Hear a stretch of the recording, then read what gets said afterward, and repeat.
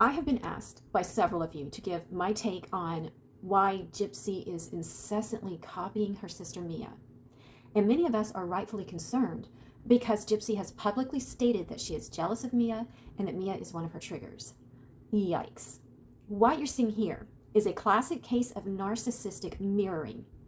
In psychopathy and high narcissism, mirroring occurs when someone imitates another person's mannerisms, clothing, taste in music, and so on. It usually happens in the beginning of a relationship during the love bomb phase.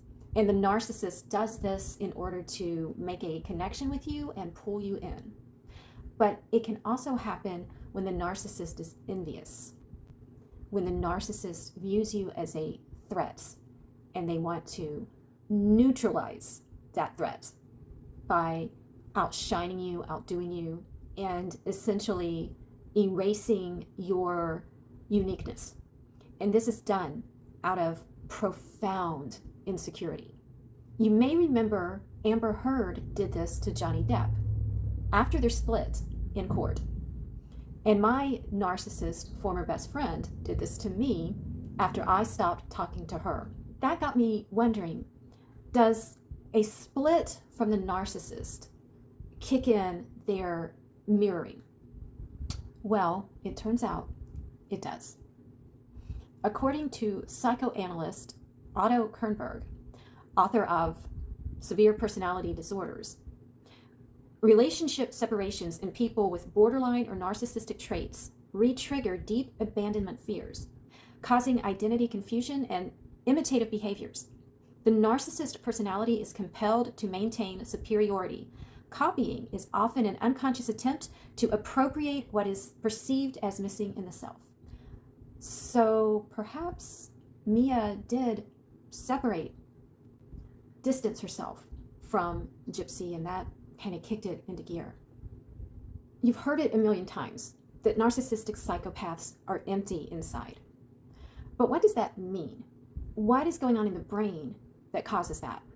Well, biochemically, they have low oxytocin receptor density, which basically means they lack the chemicals that allow them to make strong bonds. Structurally, they have reduced gray matter in the areas of the brain that connects emotion to long-term memory. The amygdala is the emotional center of the brain. The hippocampus is the memory area of the brain. In a normal, healthy brain, the amygdala and the hippocampus communicate with each other. They work together to consolidate meaningful emotional experiences into memory, which helps us build our sense of self-worth. Since the narcissistic psychopath has reduced gray matter in these areas, they are unable to retain a sense of lasting emotional fulfillment. So in other words, it's like their battery can't keep a charge, or their fuel tank has a big leak. They can't hold on to validation. They're always starving and they're never fed.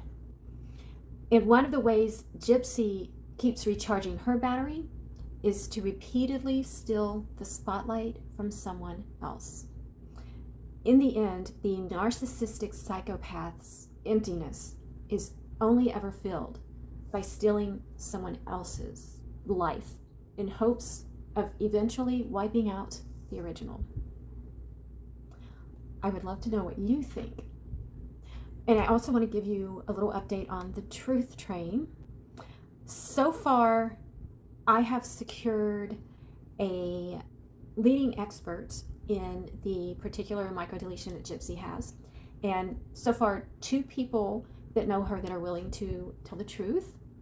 And Becca has secured at least 4 people and more on the way. And she's also working very, very hard with Mitch on the sizzle, which is something I suggested we do for a few reasons. One is to have a nice, short, visual explanation of the truth.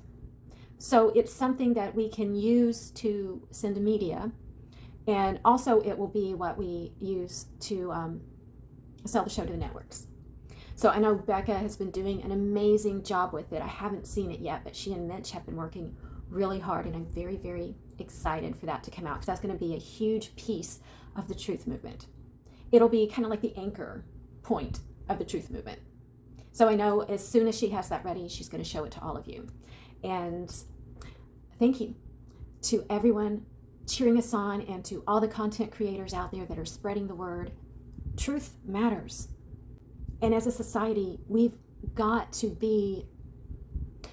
pick up where the justice system failed us, because we have a murderous psychopath among us, platformed on social media with an audience. And that is a very dangerous precedent.